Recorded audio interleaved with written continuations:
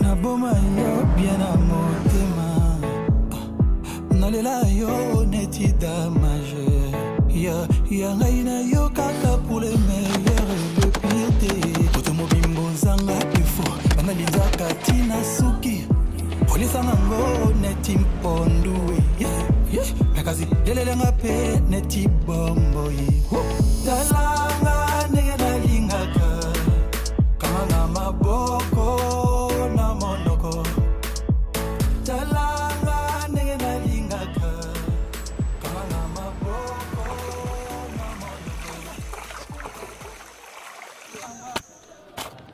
L'avenir du Congo, je veux que le peuple congolais prenne conscience qu'ils sont dans un pays riche et beau et grand et qu'ils puissent se rendre compte que c'est eux-mêmes qui peuvent faire l'avenir de leur pays et pas l'étranger.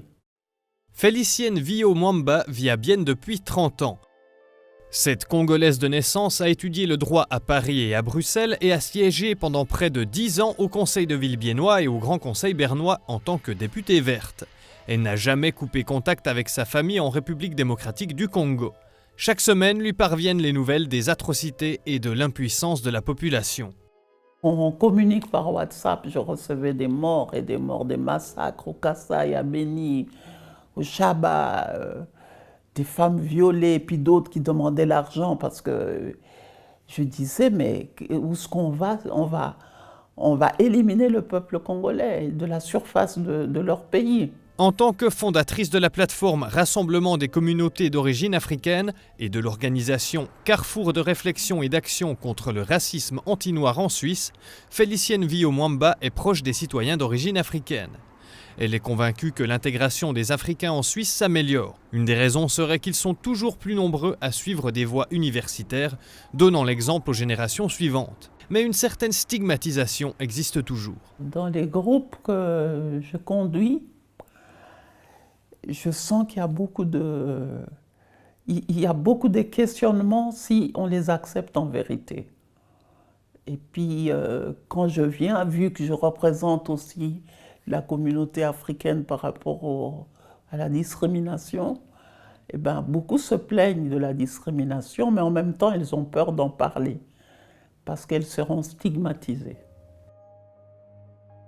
Parallèlement à son travail d'intégration, elle accompagne des personnes dans des situations difficiles dans le cadre du planning familial. La Biennoise est notamment très impliquée dans la lutte contre l'excision des jeunes africaines. J'allais dans les centres d'asile à l'arrivée pour dire qu'il y a des lois, qu'on ne peut pas continuer à le faire.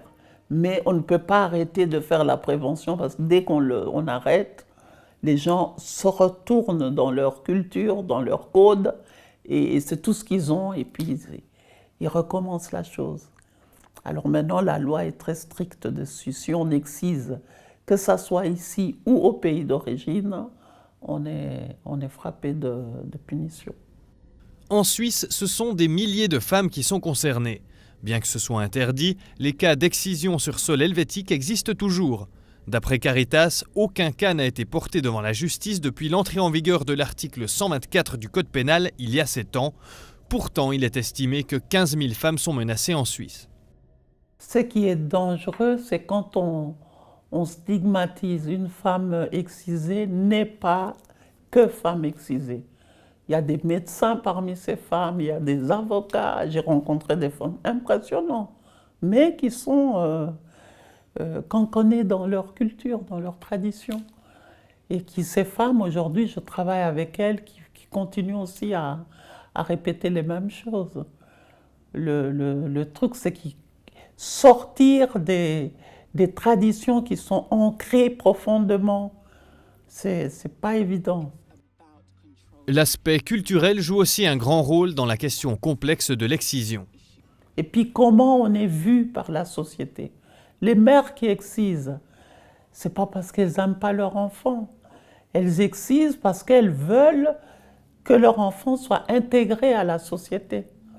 C'est tout ce qu'elles ont compris. Alors là, il faut leur expliquer que c'est pas... Il y a la santé, il y a la vie de la femme, et puis il y a La religion n'a jamais dit qu'il fallait exciser, que ce soit le Coran ou la Bible. Un travail de sensibilisation qui est particulièrement difficile à mener dans des pays où la pauvreté est grande. Souvent, la loi n'est pas suffisante. L'OMS, la loi, elle est internationale d'interdiction. Maintenant, vous n'allez pas me dire quand il y a la pauvreté, les banlieues éloignées, les gens qui ont faim, qui meurent de faim, les gens qui ne vont pas dans les écoles, ils ne sont pas au courant des choses. Et puis ils continuent. Et puis là, il n'y a personne qui va prospecter là-bas pour savoir ce qui se passe.